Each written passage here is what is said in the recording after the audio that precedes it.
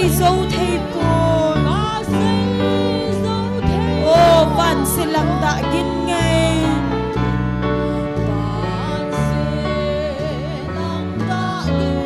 và chơi na đã cây dia kinh ngay chú amen lấy gen thầy na ahin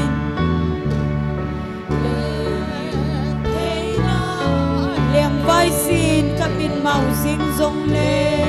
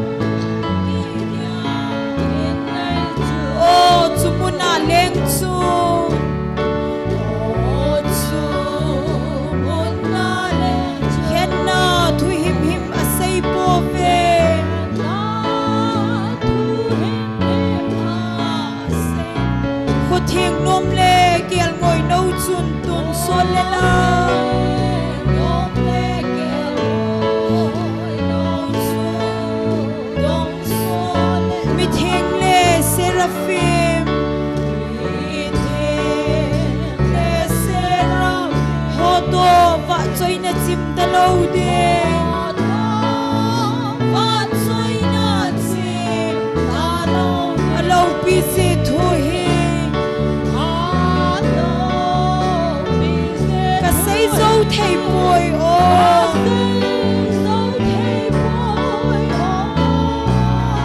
van sẽ lăng tạ kinh nghe vạ chơi nè đa cây dia kinh ngay chúa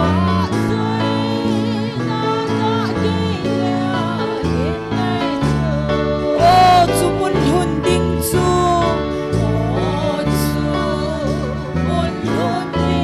lấy gen thầy nè hin ai dal si ta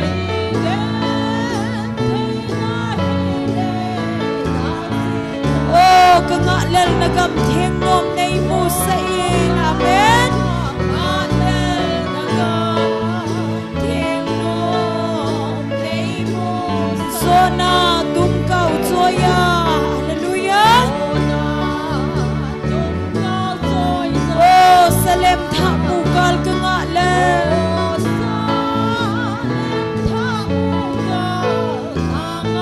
alo pi se thu hi ka say dấu thầy bồi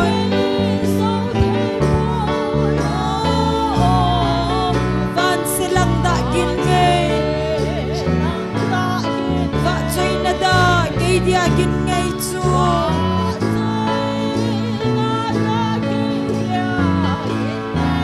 ka lung leng vai gom le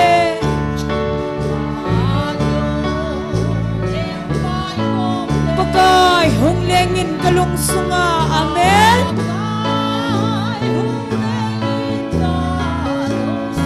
leng vai cha te chol do na mun na len na chu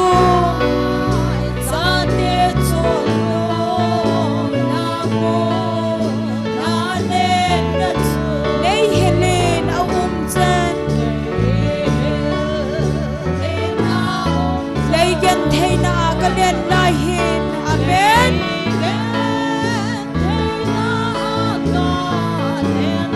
alo pi se thu hi ka say dấu thầy bồi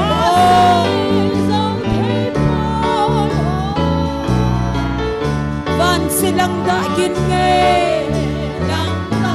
vạ chơi na da cây dia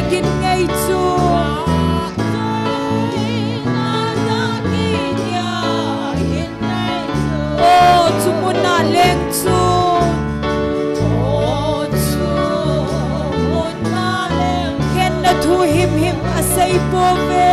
amen thu him a say pove kho thiêng nom le kiel ngoi no chu nom so le la kiel ngoi no chu nom so le mi thiêng le seraphim ho to ba choi na chim ta lo ding hallelujah alo pi se thu hi alo pi se ka sai so thei boy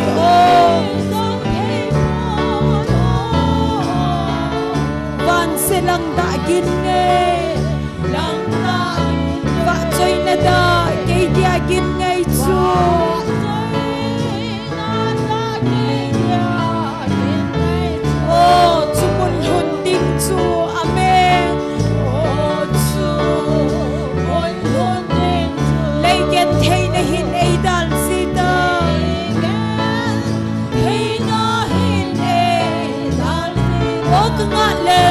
cầm thiên nôm này mu sein amen thiên nôm này mu sona tum cao joya hallelujah tum cao joy oh salem tha mu kal ka ngalel amen salem tha mu kal alo pi se thu hi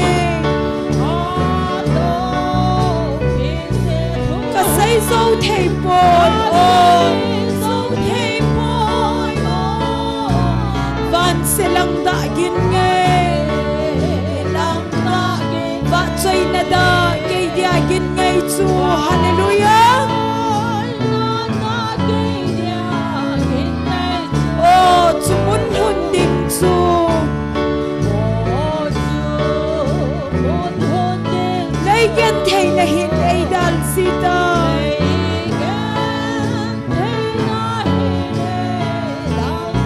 ka nga lel nagam thiên nôm nay mu sai nay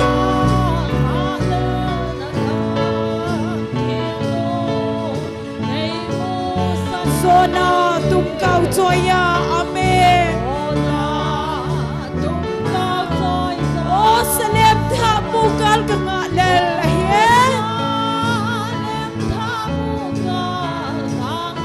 alo pi se thu hi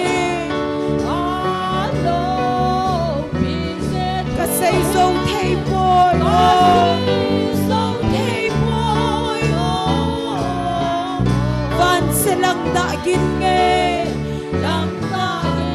và chơi na da cây dia gin ngay chu amen cả lung leng vai cuồng le amen pagay hung lengin ka lung sunga amen leng vai cha de chol do na mun na len na chu amen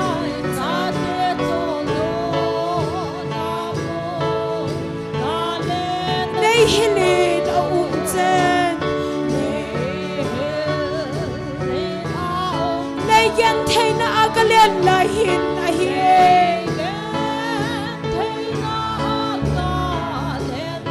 alo pi se thu hi ka say dấu thầy bồi van se lăng đã gin ngay và chơi na da cây dia gin ngay chu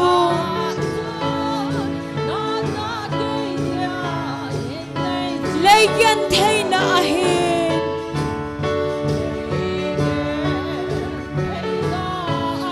vai xin kami mau xin sông lên thì na lui gal cái cây phale lung xin kaman amen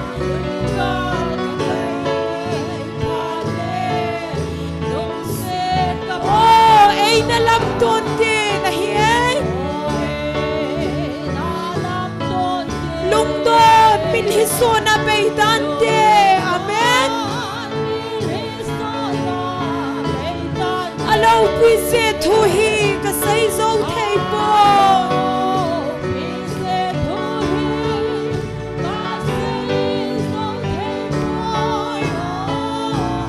Van silang da gin nge. Va choi na da ke dia gin nge chu. Amen. Oh chumuna leng chu. Ken na thu him asay po be.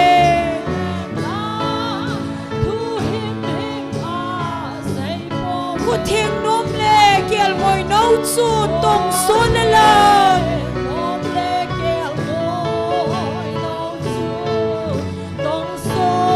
Mi thieng le seraphim. Ho to va choi na chim ta lo ding. Amen. Alo pi se thu hi. Ka say zo thei boy. Van silang da gin nge. Va choi na da ke dia gin nge chu. Amen. Oh chumun hun ding chu. Amen. Lai yan thei na hin ai dal sita.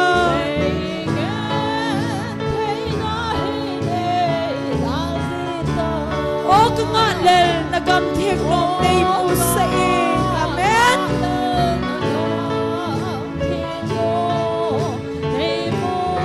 So na tum kau choya. Hallelujah. Oh salem tha mu kal ka nga lel. Amen. Alo pi se thu hi. Ka say so thei boy. Oh amen. Hallelujah. Van silang da gin nge. Va choi na da ke dia gin nge chu.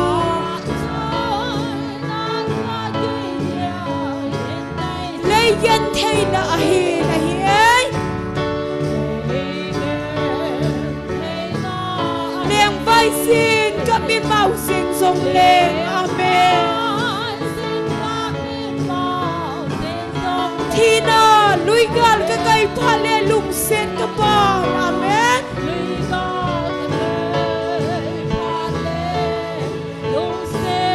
Oh ei na lam ton tin. Hallelujah. Lung don min hisona beitante. Amen. Alo pisi thu hi. Ka say so thei boy. Van silang da gin nge. Va choi na da ke dia gin nge chu.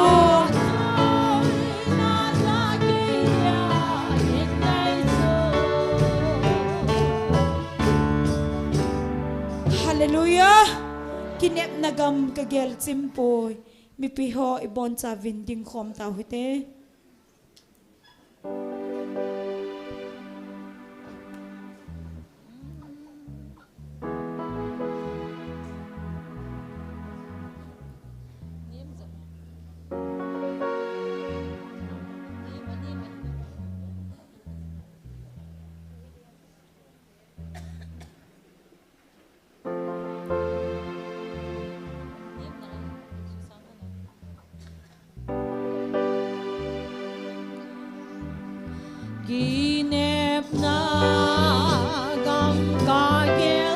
Leilung don nagalam. Amen. Hinlay lung don may pinoya. Bel dange kanaga.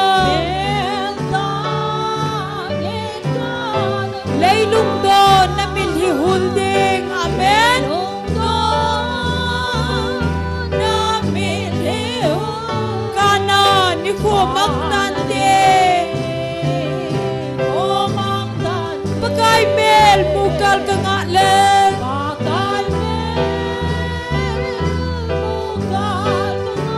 oh mang ta hen lay sen hin Calvary ka ngay low pipen ban gam kot hong Katin tu ao kalhagaw alang e van gam no laylung do na milhihul din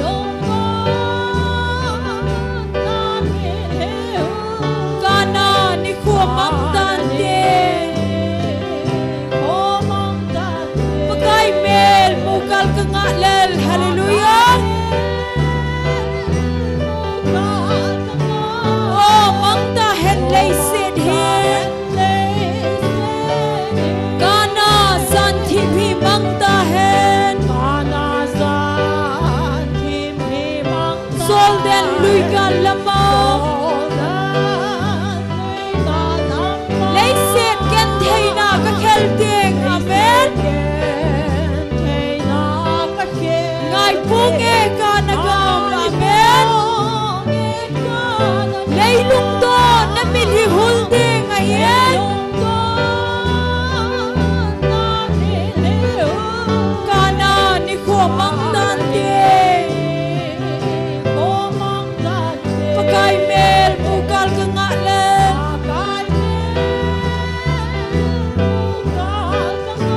oh mangda hen lay sin hin kay song itile kalhung dem sol den lui ka lam su o ka ngai se ka gol ngai de si dang e chugama laylung do na milhihul de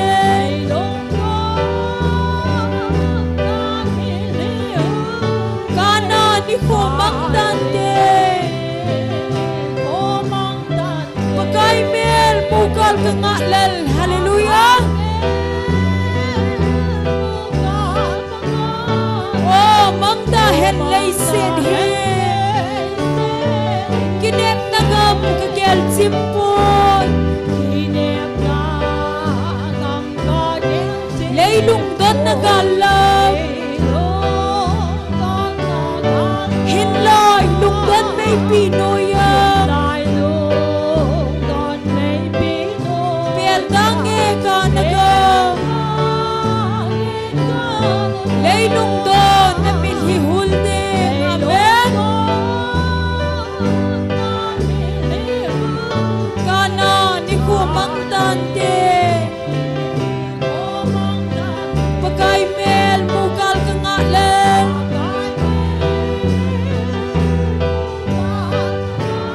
oh mangda hen lay sin hin Calvary ka ngay low pipen van gam kot hong katin tu ao kalhagaw amen alang e van gam no laylung do na milhihul din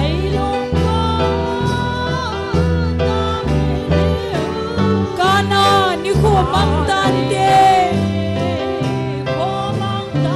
pagkay mel bukal ka nga len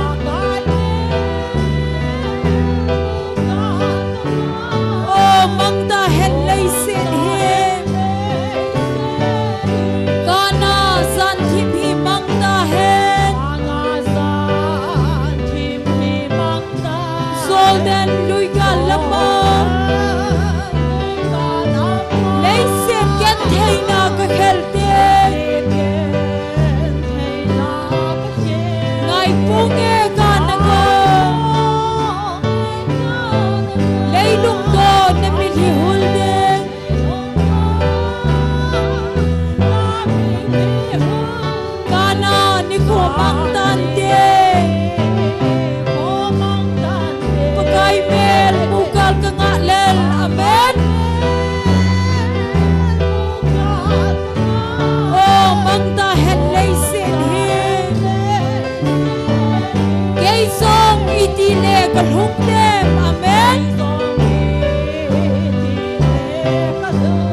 sol den lui ka lam chu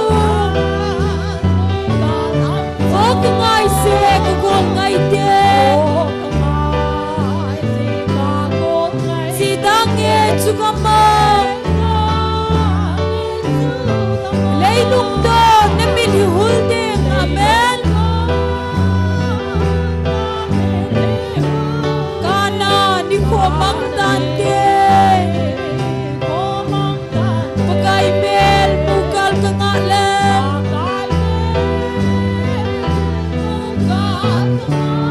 o mang ta hen lei sin hin kinep nagam kel simpoy kinep nagam kel sim lei lung don nagalo hin lai lung don may pinoyo pel dange ka nagam amen lei lung don na pilihon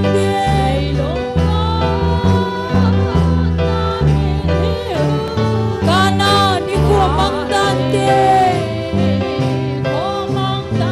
pakai mel bukal ka nga le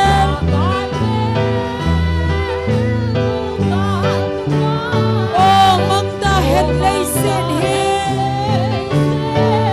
kei zong iti le ka lung de sol den lui ka lam chu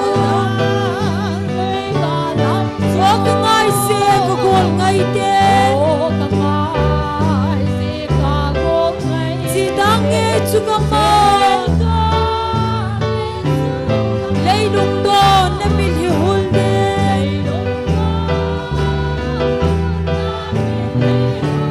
kana ni ko mang dan te pakai mel bukal ka nga le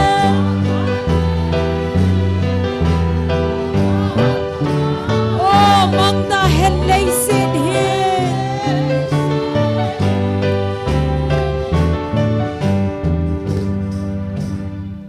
hallelujah pakai apai phat zau sen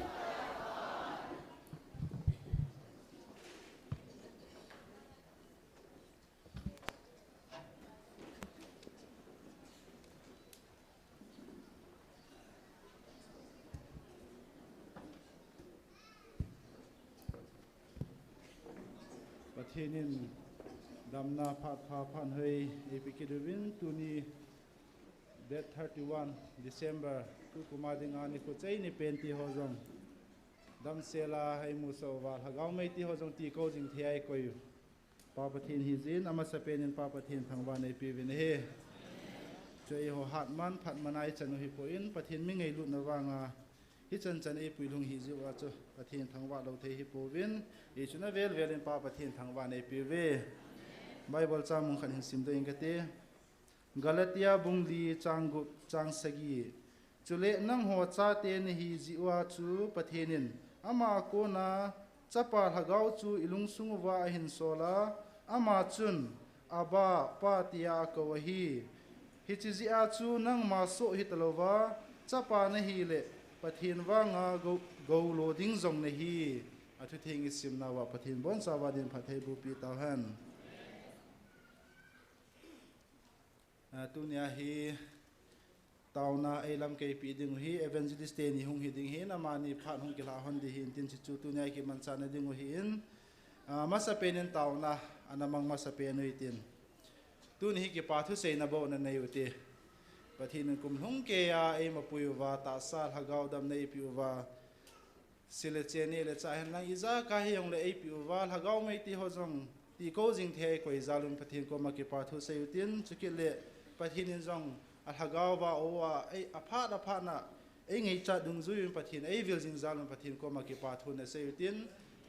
la ku na ka hin gun hi chu hin tin adang dang ki pa thu sei na tam ta i sei no mu ding hin so zo siong chu pathin ko ma na sei utin taw na ne utin ki le tu ni program ho jong pathin in lol hing ta e ma pui vai chei theina ding to e cheng si ding chun taw na ne utin taw chei ne hi pastor thang ne win hin nei pi le phan te tu ni bon sa win ana taw ti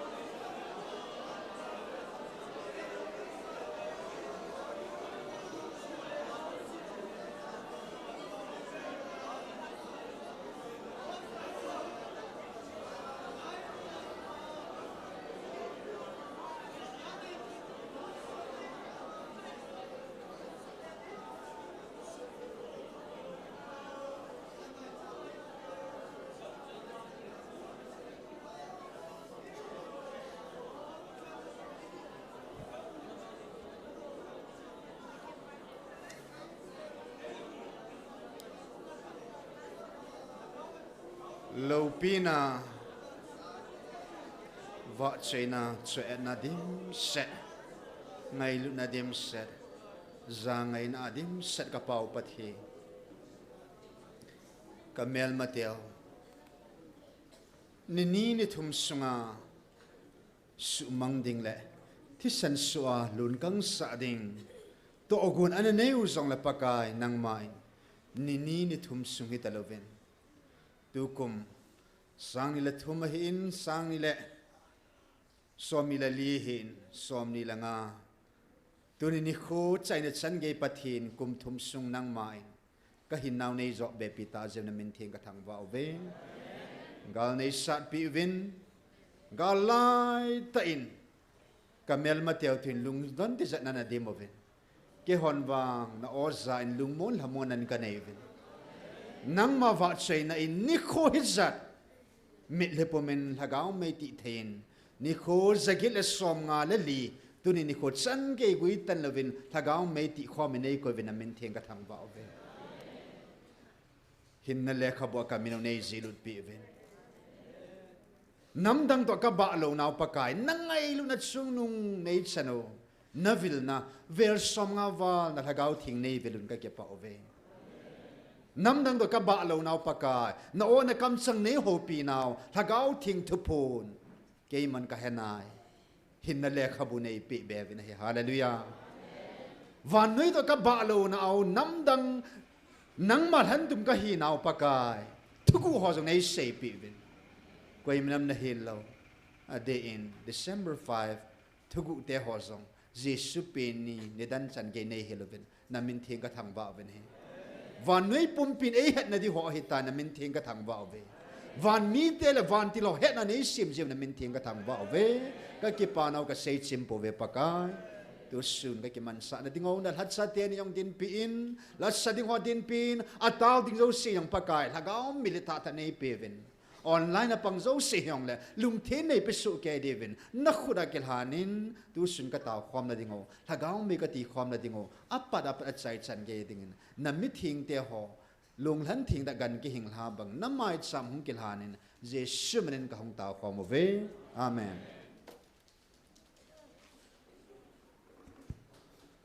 tun phat ban chalu tin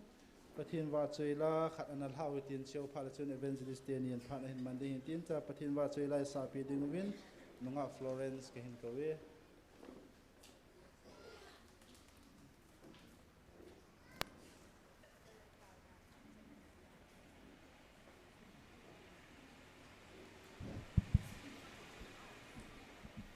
Pathin va chel na dingin in kalhunting van in nom kalhunting tila kan sa ding a hi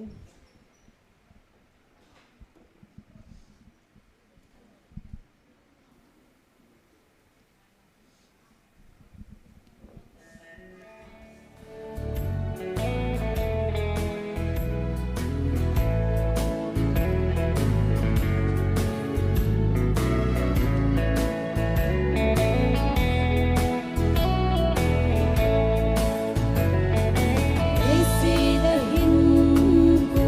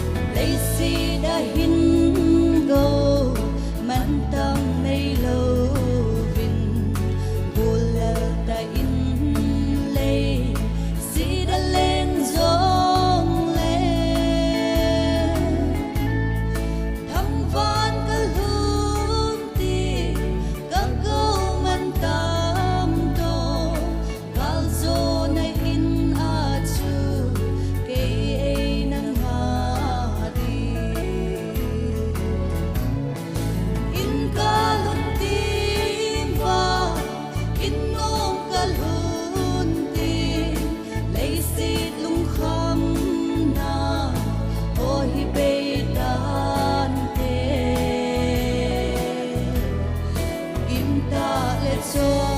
ta kapu ki ho hi kapa in ka hun ha ting le be tan te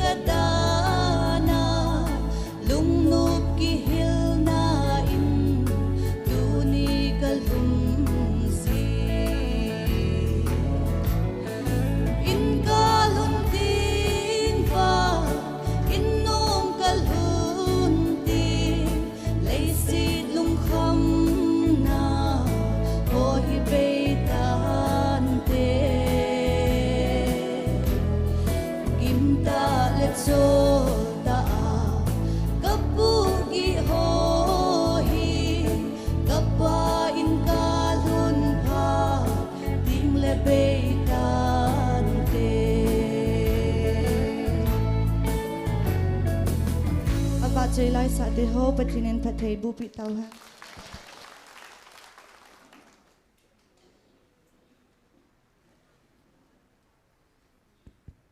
ki paumin pathin wa chơi la ngai tai sa pio nunga Florence sunga ki pathu sevin ma zalen pa pathin thangwa ne pi vin he ta hi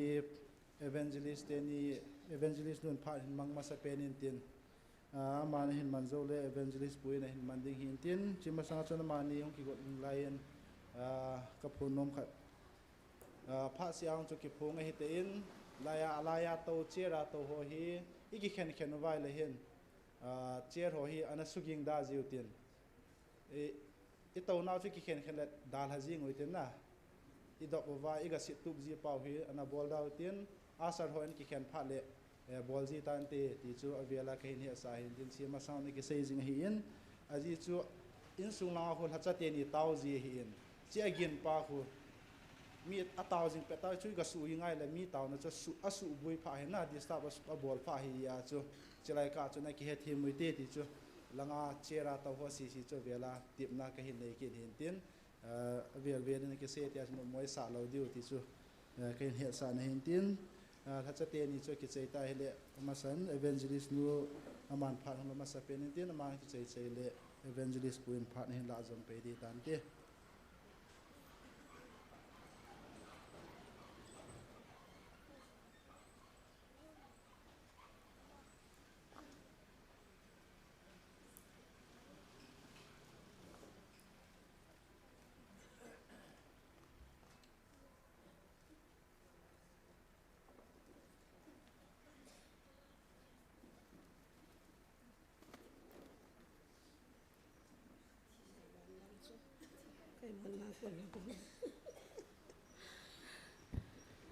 Nipi ho jingka pha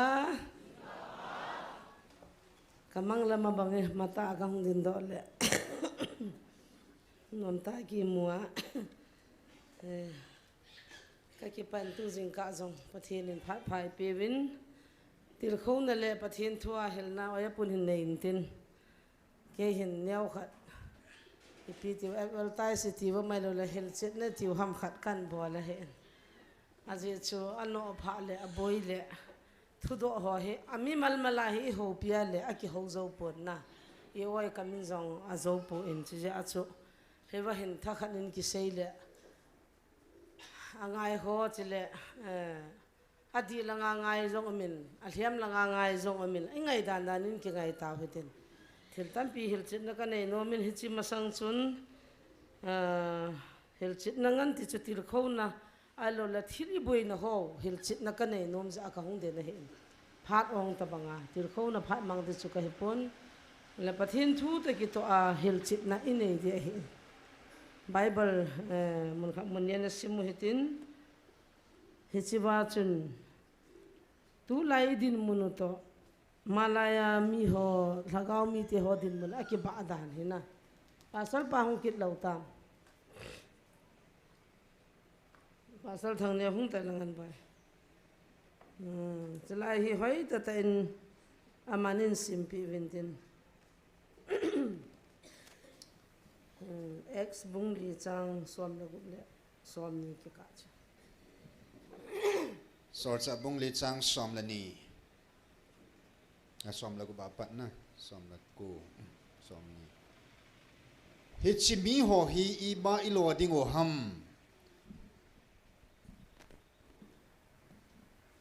hi chi mi ho hi I ba I lo ding o ham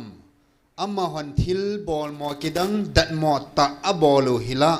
Jerusalem a cheng mi zo si he in a ki phung do tan ei hon zong la a hi pui tin inil thei ta pu ve hi zong le hi chi hi mi ho la a achal che che lo na ding in tu kala Jesu mina hi thu a se kit lo hil na dingun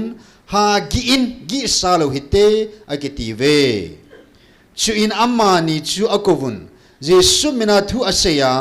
asay lo hil na dingule mi ahil lo hil na dingun akham cha ta ve ahi wangin Peter le John in adon but honin azaova pathin thu sanga nang ho thu ngai zo chu pathin mit mu a di nam nang hon gel tuun ke hon wang thil ka mu cheng siu le ka za cheng siu sei lovin kom thei po ve atil hone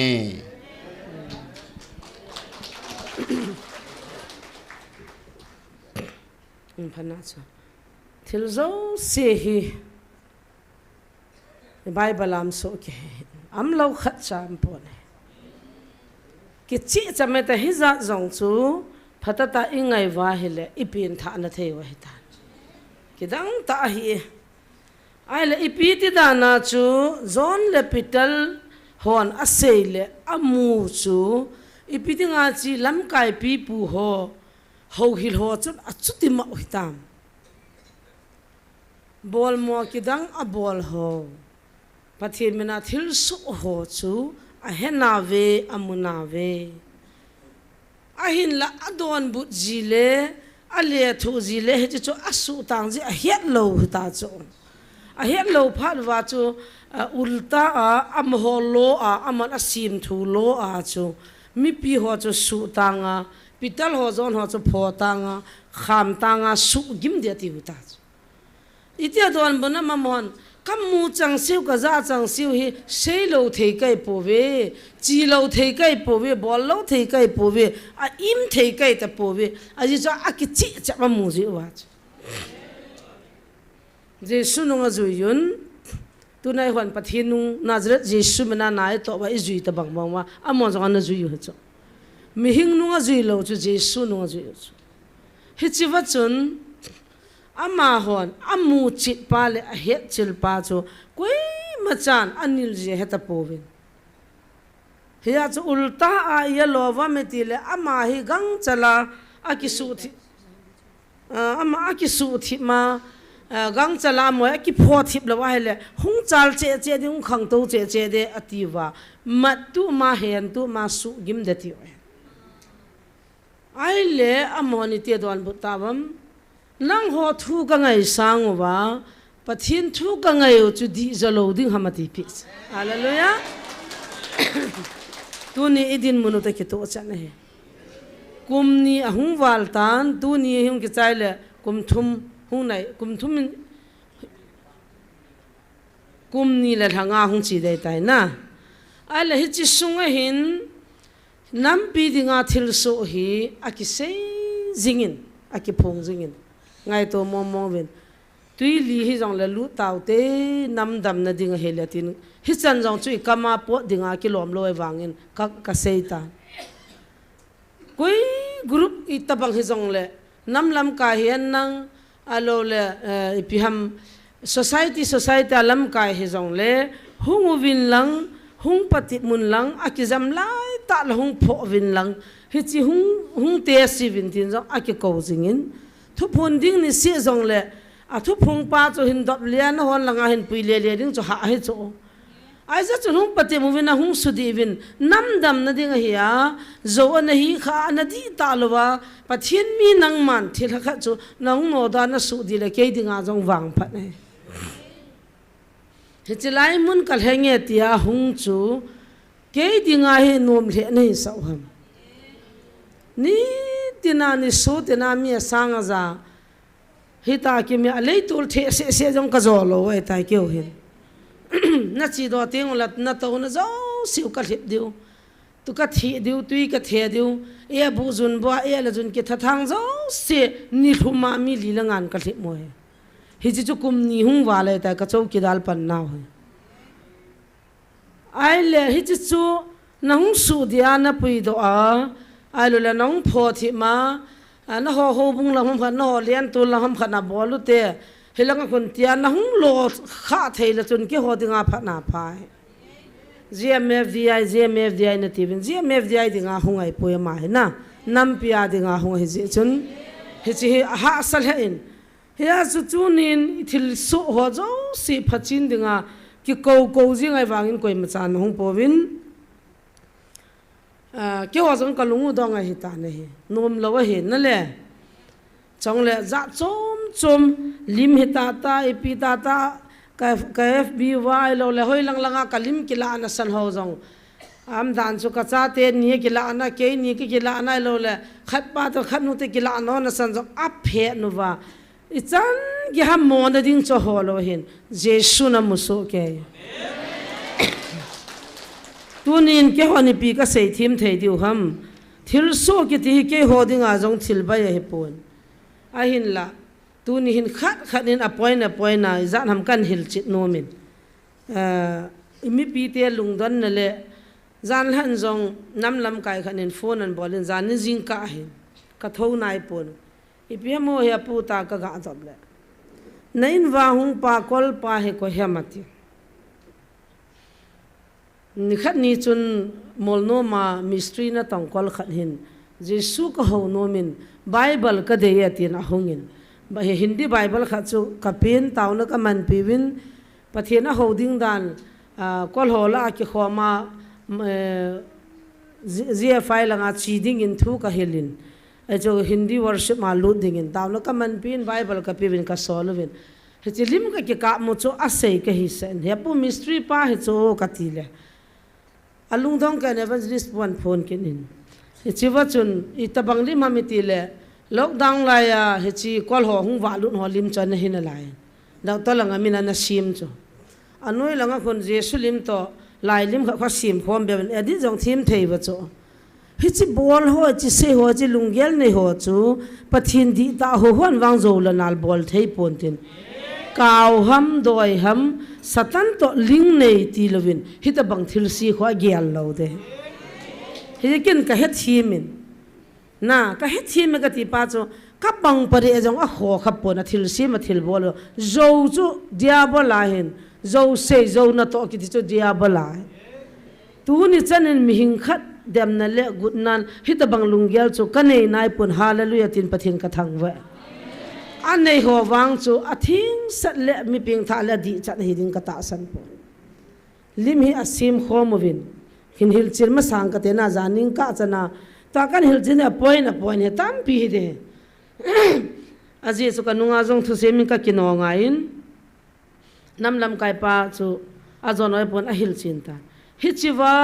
sangkhol yellow color la pura ki van hoi vel somwal ki se ta hoi lang hi ngai hom ka he thei pon tu ni life a jong amuna jong phat ta ta na ngai vine jesu mina ati chanai sei dio